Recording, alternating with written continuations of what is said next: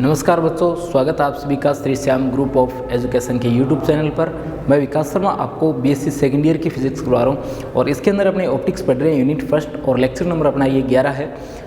ठीक है, तो देखिए लास्ट क्लास के अंदर आप लोगों ने पढ़ा था मोटे लेंस से अपवर्तन तथा उसकी फोकस दूरी के बारे में। मोटे लेंस से अपवर्तन, मोटे लेंस से अपवर्तन, मोटे लेंस से अपवर्तन तथा उसकी फोकस दूरी तथा उसकी फोकस दूरी, ये कल लास्ट क्लास के अंदर अपना टॉपिक था और एक डायग्राम अपने बना चुके थे और इसमें मैंने आपको बता दिया था कि मोटा लेंस जो है उससे किस प्रकार से अपवर्तन होता है और फोकस दूरी जो है उसकी कहाँ पर हमें प्राप्त होती है। आज अपने एक रफ डायग्राम बनाएंगे उसका और अपने आगे का इसका डेरिवेशन जो है वो डेरिवेशन वाला पार्ट जो है वो कंप्लीट करेंगे। तो सबसे पहले अपने इसके अंदर क्या करते हैं, एक मोटा लेंस बनाते हैं जो किससे मिलकर के बना हुआ है, जो दो गोलीय अपवर्तक सतहों से मिलकर के बना हुआ है। ठीक है, तो ये एल, एम और एन, ये एल डैश, एम डैश और एन डैश, ये हमारे पास में क्या है, एक मोटा लेंस है और इसकी ये जो मोटाई है ये कितनी है, स्मॉल टी है।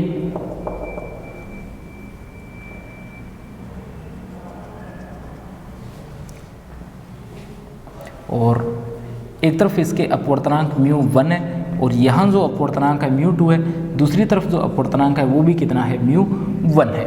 और अपने मान लेते हैं कि एक प्रकाश की जो किरण है वो इस प्रकार से इस पर आपतित होती है, इसका नाम है ए और बी। तो ए बी प्रकाश की किरण जो है वो क्या होती है, मुख्य अक्ष के समांतर यहाँ पर आपतित होती है। तो ये ए बी जो है ये क्या हो रही है, मुख्य अक्ष के समांतर इस पर आपतित हो रही है। मुख्य अक्ष से आपतित होने के बाद में ये क्या हो जाती है, यहाँ से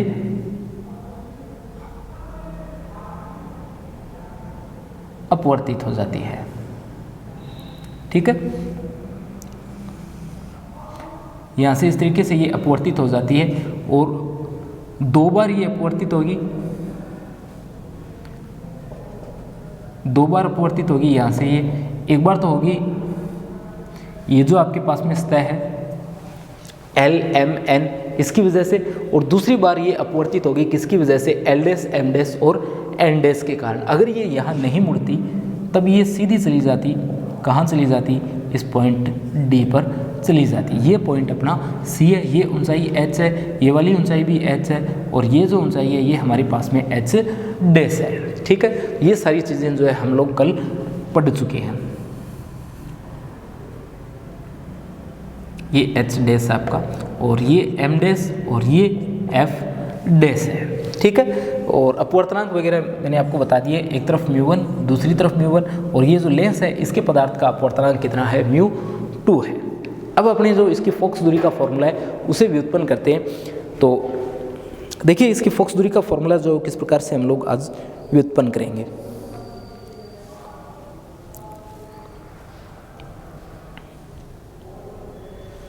तो जो आपके पास में गोलीय सतह से अपवर्तन के पश्चात जो किरण प्राप्त हो रही है ए बी, उस ए बी के लिए आप लोग क्या लिखोगे, इस ए बी के लिए आप लोग लिखोगे जो आपके पास में ए बी आपतित किरण है इसके लिए आप लोगों को लिखना है। और सबसे पहले किसके लिए लिखना है, सबसे पहले आपको इसे लिखना है एल एम पृष्ठ के लिए। तो इसके बारे में आप लोग जरूर ध्यान रखना कि यहाँ दो अपवर्तक पृष्ठ है, एक तो एल एम एन है और एक है एल डैश, एम डैश और एन डैश। ठीक है, तो जो बिल्कुल शुरुआत के अंदर आपने गोलीय पृष्ठ से अपवर्तन नाम का जो टॉपिक मैंने आपको पढ़ाया था, जहां हम लोगों ने फॉर्मूला बनाया था μ2 माइनस μ1 अपॉन कैपिटल R, और किसके बराबर था, जो हमारा μ1 और μ2 के साथ में अपने मान आ रहे थे, μ1 के अपॉन में u था और जो आपके पास में μ2 था उसके साथ में क्या था, v था। ठीक है, एक जगह माइनस भी लगा हुआ था। तो उस समीकरण को अपने काम में लेंगे और उस समीकरण की सहायता से क्या करेंगे, इसे सोल्व करेंगे। तो आपको यहाँ ये ध्यान रखना है कि एक तो अपवर्तक पृष्ठ एल एम है और एक आपके पास में क्या है, L dash, M dash, N dash है। तो एक ये जो इस तरफ अपवर्तक पृष्ठ है इसके लिए यहाँ से बिंब के रूप में ये प्रकाश किरण इसको मिलेगी और आगे क्या बनेगा, इसका प्रतिबिंब बनेगा। ठीक है, और इसका प्रतिबिंब कहाँ बनने वाला है, पॉइंट डी पर बनने वाला था। अगर ये एल एम होता और ये बीच में नहीं होता तो इसका प्रतिबिंब कहाँ मिलता, पॉइंट डी पर मिलता। और अब ये लेंस रख दिया है तो ये जो डी वाला है ये L dash M dash N dash के लिए किसका कार्य कर रहा है, ये कार्य कर रहा है बिंब का, और इसकी वजह से यहाँ क्या प्राप्त हो रहा है, इसका प्रतिबिंब एफ डैश प्राप्त हो रहा है। तो इसके बारे में आप लोग जरूर ध्यान रखना कि एक बार तो इस तरफ से अपने जा रहे हैं, दूसरी बार उस साइड से अपने आ रहे हैं, क्योंकि एक तरफ तो बिंब से आने वाली प्रकाश किरण यहाँ से आ रही है, प्रतिबिंब डी पर बन रहा है, दूसरी बार क्या हो रहा है, ये बिंब का कार्य कर रहा है और उसका प्रतिबिंब एफ डैश प्राप्त हो रहा है, किसके लिए, एल डैश एम डैश और एन डैश पृष्ठ के लिए। ये जो पॉइंट है ये है ओ, ये जो पॉइंट है ये क्या है आपके पास में ओ है।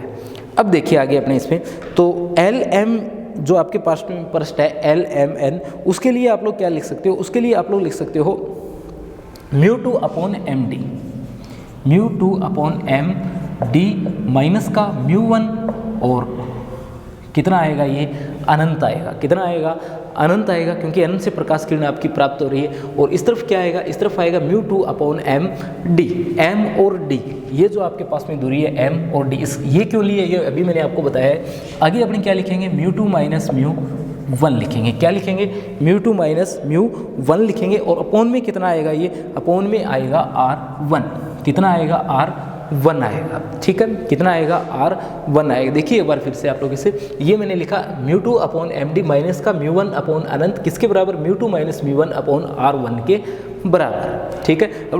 अपना जो ये डेरिवेशन अपने कर रहे हैं ये काफ़ी लंबा जाने वाला है, इसलिए म्यू वन जो है इसको मैं वायु के लिए लिख रहा हूँ एक, म्यू वन को क्या लिख रहा हूँ, एक लिख रहा हूँ, ठीक है। सीधा यहाँ क्या लिख देता हूँ, इसे एक लिख देता हूँ।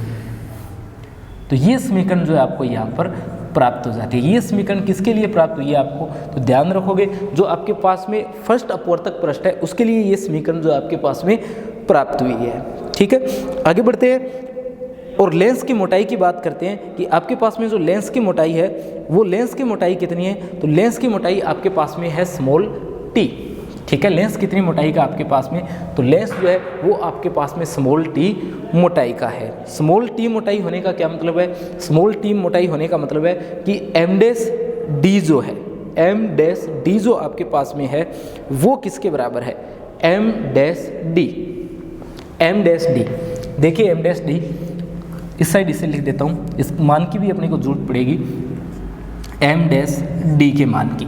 तो एम डैश डी जो आपके पास में है एम डैश डी, ये वाला जो मान है ये किसके बराबर है, तो ये एम डी जो आपके पास में है एम डी, इस एम डी में से आप लोग क्या करोगे, एम डैश को घटा दोगे, यानी स्मॉल टी को आप लोग यहाँ से कम कर दोगे, तब आपके पास में क्या बनेगा, आपके पास में बनेगा M dash D equal M D minus का टी, ठीक है। ये कोई समीकरण नंबर आपको प्राप्त हो जाती है।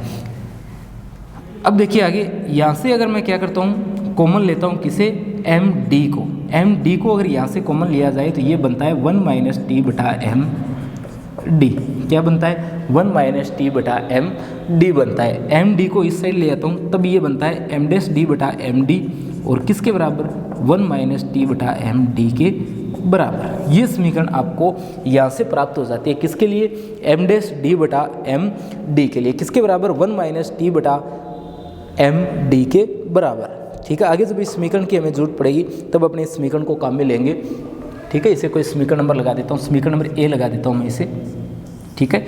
जब भी अपने इस समीकरण की जरूरत पड़ेगी इसे अपने काम में लेंगे।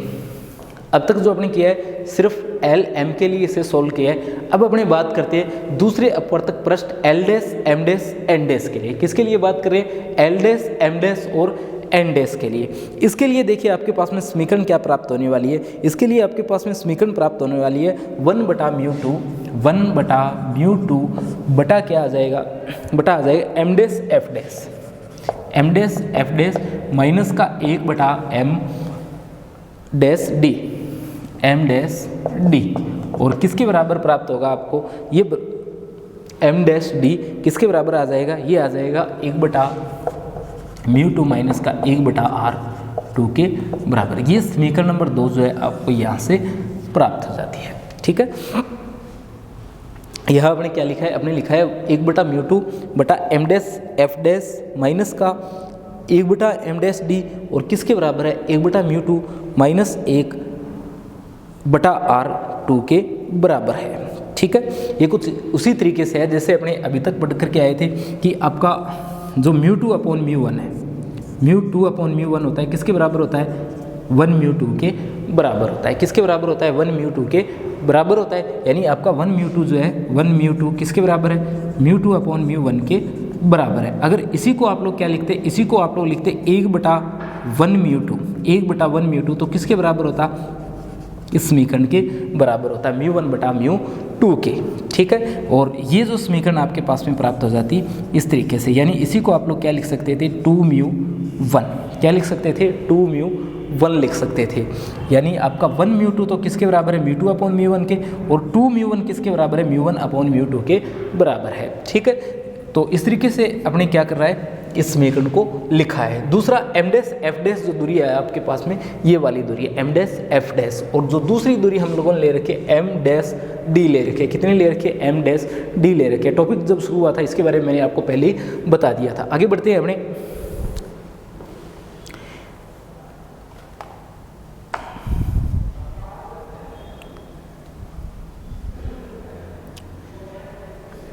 देखिए आगे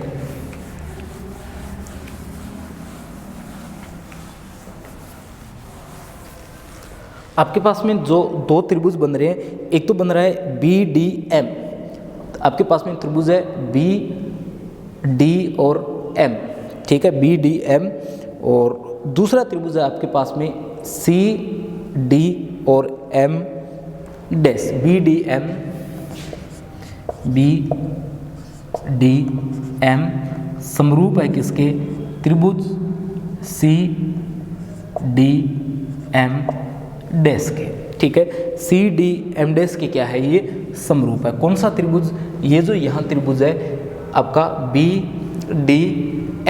BDM जो है वो समरूप है किसके, CDM डैश के। देखिए एक बार फिर से अपने क्या किया, इस प्रश्न को एक बार के लिए आप लोग मानो कि यहाँ ये है ही नहीं, तब ये क्या होगा, एक तो ये त्रिभुज बनेगा, और अगर सीधी रेखा के रूप में आप इसे मानते तब एक त्रिभुज ये बनता। तो ये दोनों त्रिभुज क्या है, एक दूसरे के समरूप है। समरूप क्यों लिया है, क्योंकि एक के अंदर तो मान आने वाला है h डैश और एक के अंदर आने वाला है h, तो h/h डैश का मान आप लोग प्राप्त कर सकते हो, या तो आप लोग इसके अनुपात के रूप में, या ये वाली जो लाइन है इनके अनुपात के रूप में आप लोग इसे प्राप्त करोगे। तो अपने अनुपात ज्ञात करेंगे यहाँ से किसका, h/h डैश का, या h डैश बटा h का।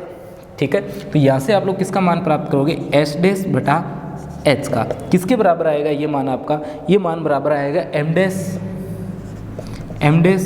d बटा m d के। किसके बराबर आएगा, m डैश d बटा m d के बराबर आएगा। देखिए समरूप त्रिभुज है, तो अपने ये जो है इन दोनों का अनुपात ले लिया संगत भुजाओं के रूप में, या फिर अपने इन दोनों का अनुपात जो है वो ले सकते हैं। अपने इनका अनुपात भी ले सकते थे, परंतु ये अनुपात जो है अपने यहाँ पर कोई काम में नहीं आने वाला है। ठीक है, आई बात समझ में, आप लोग इन तीनों का अनुपात ले सकते हो, पर ये अनुपात अपने कोई भी काम का नहीं है, इसलिए अपने सिर्फ ये अनुपात लिया है, और ये वाला जो अनुपात है इसे काम में लिया है। तो आपके पास में जो मान है किसका, h डैश बटा h का, ये मान कितना प्राप्त होता है, तो ये मान प्राप्त होता है m डैश d बटा m d। इसी तरीके से आपके पास में त्रिभुज है, एक तो है PF dash O, PF dash O, ये त्रिभुज जो आपके पास में है PF डैश O, ये वाला जो त्रिभुज है PF डैश O, ये किसके समरूप है, तो CF डैश M डैश जो आपके पास में है, CF dash M dash, CF dash m dash, इसके ये क्या है, समरूप है। एक बार फिर से आप लोग किसका मान ज्ञात कर सकते हो इसके अंदर, एक बार फिर से आप लोग h डैश बटा h का मान यहाँ से ज्ञात कर सकते हो। h डैश बटा h का कितना आएगा, ये आएगा m डैश f डैश बटा o f डैश। ठीक है, h डैश बटा h डैश बटा h किसके बराबर, m डैश f डैश बटा m dash f dash o f dash के बराबर। ठीक है, o f डैश जो है इसके बराबर आ जाएगा। ठीक है, तो इस तरीके से ये मान हम लोग इसका प्राप्त कर सकते हैं। तो h डैश बटा h दो मान आपको यहाँ से प्राप्त हो गए। एक मान जो आपका प्राप्त हुआ है h डैश बटा h किसके बराबर है, m डैश d बटा m d के। दूसरा बराबर है h डैश बटा h m dash f dash बटा o f डैश के। o f डैश जो आपके पास में है, o f डैश, ये f डैश जो है आपका, ये f डैश क्या है, ये जो मोटा लेंस आपके पास में है, इस मोटे लेंस का फोकस बिंदु है। ठीक है। एफ डैश क्या है, फोकस बिंदु है, तो ओ एफ डैश किसके बराबर आएगा, ये बराबर आएगा इसकी फोकस दूरी के। एच डैश बटा एच किसके बराबर है, ये बराबर है एम डैश एफ डैश बटा एफ के, ठीक है। या एफ डैश भी आप लोग इसे लिख सकते हो, स्मॉल एफ डैश के रूप में अपने इसे लिख सकते हैं।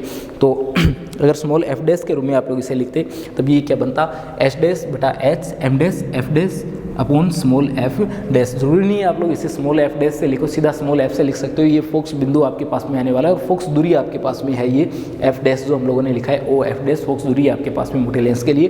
तो ये दो समीकरण आपको प्राप्त हो जाती है। एक तो प्राप्त होती है एच डैश बटा H equal M dash F dash बटा एफ डैश, और एक प्राप्त होती है एच डैश बटा H equal M dash D बटा एम डी। तो ये दो समीकरण हमें प्राप्त हो गई। आगे देखिए अपने इसमें ये दोनों समीकरण जो आपके पास में आई है, यहाँ से आप लोग क्या कर सकते हो, एक बटा एफ जो आपके पास में है उस एक बटा एफ का मान आप लोग ज्ञात कर सकते हो। देखिए एक तो ये समीकरण और एक ये समीकरण, दोनों समीकरणों को अगर अपने एक साथ रखें तो आपके पास में क्या बनेगा। देखिए आपके पास में यहाँ से ये समीकरण कितनी है, देखिए एम डैश एफ डैश बटा small F dash, M dash F dash बटा स्मॉल एफ डैश, ये आपके पास में समीकरण है। ये एफ डैश शायद आपको दिखाई दे रहा हो कि ये कैपिटल है ये स्मॉल है, या फिर मैं इसे इस तरीके से लिख देता हूँ, ध्यान रखना ये आपके पास में स्मॉल एफ डैश है, ठीक है। वो फोकस बिंदु है, जिसे फोकस दूरी है जिसे अपने ज्ञात करने वाले हैं। तो एम डैश एफ डैश बटा एफ डैश किसके बराबर है, ये बराबर है एम डैश डी डैश बटा एम डी के। और यहाँ से अपने किसका मान ज्ञात करने वाले हैं, फोकस दूरी का मान ज्ञात करने वाले हैं। एक बटा एफ डैश किसके बराबर है, एम डैश डी डैश बटा एम डी, और गुणा में क्या आ गया इसके, एक बटा एम डैश एफ डैश आ गया। ये समीकरण आपको यहाँ से प्राप्त हो जाती है, ठीक है। जैसे ये समीकरण आपको प्राप्त हुई है तो आपने देखा यहाँ से आपको क्या मिलता है, आपको मिलता है डी के डैश नहीं है, अभी डी के डैश नहीं है, डी सीधा ही है, ठीक है। डी सीधा ही है, डी एक ही आपके पास में एक बार ही आया तो सीधा ही है आपके पास में। तो एक बटा एफ डैश किसके बराबर है, एम डैश डी बटा एम डी गुणा किसके, एक बटा एम डैश एफ डैश के। अब आपको बस इसमें क्या करना है, एक तो आपको ये मान लेकर के आना है, ये वाला जो मान है एक बटा एम डैश एफ डैश का, एक आपके पास में मान होना चाहिए किसका, एम डैश डी बटा एम डी का। अगर ये दो मान आपके पास में है तो आप लोग इसे आराम से सोल्व कर सकते हो। ये दोनों मान कहाँ से लेकर के आओगे, तो एक मान तो आपके पास में ये रहा एम डैश डी बटा एम डी का, दूसरा आपके पास में मान किसका चाहिए, एक बटा एम डैश एफ डैश का चाहिए। ये मान आपको कौन से समीकरण में मिलेगा, तो इसमें तो यानी इस समीकरण की सहायता से आप लोग क्या करोगे, मान ज्ञात करोगे किसका, एक बटा एम डैश एफ डैश का। तो यहाँ से एक बटा एम डैश एफ डैश का मान ज्ञात करेंगे, इसे आगे ले जाओ, पूरी समीकरण को मल्टीप्लाई कर दो किससे, म्यू टू से, ठीक है, या डिवाइड कर दो इसे। देखिए अपने इसे, ठीक है, देखो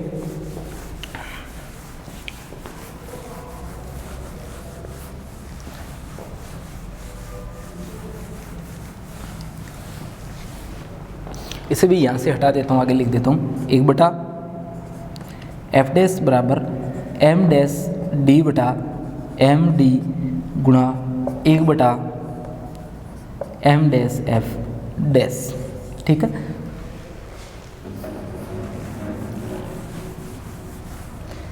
देखिए आगे अपने इस समीकरण को सोल्व करते हैं और किसका मान ज्ञात करते हैं, एक बटा एम डैश एफ डैश का मान ज्ञात करते हैं। पर सबसे पहले आपके पास में ये जो एक बटा म्यू टू है ये यहाँ से हटना चाहिए, तो ये आगे चला जाएगा, एक बटा म्यू टू माइनस का एक बटा आर टू प्लस का एक बटा एम डैश डी, ठीक है। ये समीकरण आपको यहाँ से प्राप्त हो जाती है।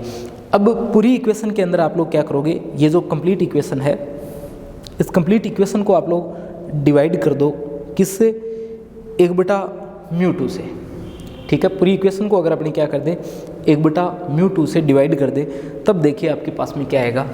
अगर इस पूरी इक्वेशन को अपने क्या कर दें, डिवाइड कर दें किससे, एक बटा म्यू टू से, भाग दे दें एक बटा म्यू टू का, तो ये तो यहाँ से हट जाएगा, सीधा सीधा आपके पास में बन जाएगा एक बटा एम डैश एफ डैश, ठीक है, एक बटा एम डैश एफ डैश। और इसे अगर आप लोग डिवाइड करते, तब इसे डिवाइड करते तो ये बनता म्यू टू अपॉन वन, तो आपके पास में बनता mu two upon M dash D, ठीक है। और प्लस देखिए क्या बनेगा, आप लोग इससे डिवाइड कर रहे हो तो यहाँ तो आएगा एक, और इससे डिवाइड किया तो ये ऊपर चला जाएगा माइनस का म्यू टू अपॉन कितना आ जाएगा आर टू। ये समीकरण जो है आपको प्राप्त हो जाती है किसकी, 1 बटा एम डैश एफ डैश की mu two upon M D और plus 1 minus mu two upon R two. ठीक है, तो ये समीकरण आपको यहाँ से प्राप्त हो गई। आगे अपने डायग्राम वगैरह किसी को काम में लेना नहीं है, तो देखिए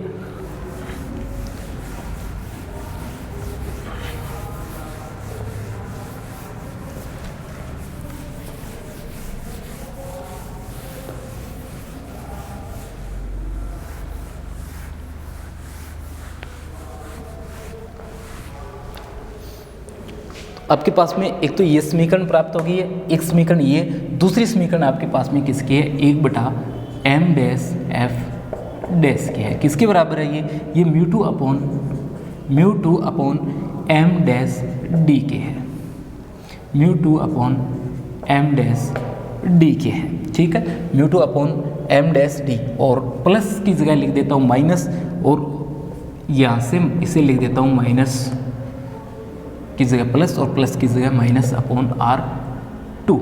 ठीक है, इसे देखिए यहाँ क्या किया, माइनस को कॉमन लिया है मैंने, माइनस को कॉमन लिया तो यहाँ माइनस आ गया, ये माइनस का ये प्लस का बन गया और प्लस बन गया माइनस का, तो ये बना 1 बटा M dash F dash equal mu two upon M dash D minus mu two minus 1 upon R two. ठीक है, तो ये समीकरण आपको प्राप्त हो जाती है, 1 बटा M dash equal mu two upon M dash D minus का म्यू टू माइनस 1 बटा आर टू। ठीक है, आगे देखिए अपने इसे सोल्व करते हैं।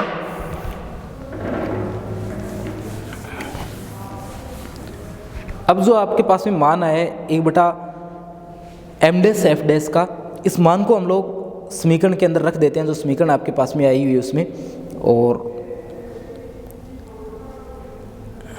इस मान को रखने के बाद में देखिए क्या बनेगा। यहाँ इसे अपने सोल्व कर रहे हैं अब, 1 बटा F dash equal M dash D बटा एम डी, और गुणा के अंदर 1 बटा एम डैश एफ डैश है, तो ये बनेगा mu two upon M dash D और माइनस का म्यू टू माइनस 1 बटा आर टू। ये समीकरण आपको यहाँ से प्राप्त हो जाती है, म्यू टू माइनस 1 बटा आर टू। ठीक है, अब अपने अंदर मल्टीप्लाई कर दें अगर इसे, तो अंदर मल्टीप्लाई करने के बाद में देखिए आपके पास में क्या बनता है। अगर आप लोग क्या कर देते हो, ये जो समीकरण आपको दी गई इसे आप लोग अंदर मल्टीप्लाई करते हो, तो देखिए अगर इसे अंदर मल्टीप्लाई करते हैं तब आपके पास में बनेगा 1 बटा एफ डैश इक्वल, इसे अंदर मल्टीप्लाई कर देंगे, इससे करेंगे तो एम डैश डी से क्या हो जाएगा, निरस्त हो जाएगा। एम डैश डी से निरस्त होगा और क्या बचेगा, देखिए ये यहाँ से निरस्त, और ये आपके पास में बनता है mu two upon M D, mu two upon M D minus का आपके पास में बचने वाला है म्यू टू माइनस 1 बटा आर टू, और यहाँ पर आ जाएगा एम डैश डी बटा एम डी। अब अपने एम डैश डी बटा एम डी का मान भी इसमें पुट कर देते हैं। ठीक है, अब जो आपके पास में ये समीकरण आ गई है, यहाँ पर आप लोग क्या कर सकते हो, मान रख सकते हो। इसके अलावा जो आपके पास में समीकरण 1 आई थी, समीकरण 1 से आप लोग क्या करोगे, बिल्कुल शुरुआत की जो समीकरण आई थी वहाँ से भी आप लोग एम डी का मान ज्ञात करोगे, और एम डी का मान यदि वहाँ से ज्ञात किया जाए तब देखिए क्या बनता है आपके पास में, वहाँ से एम डी का मान ज्ञात करने पर आपके पास में आता है mu two upon R one, M D का मान ज्ञात करने पर mu two upon R one बटा म्यू वन माइनस का 1। ठीक है,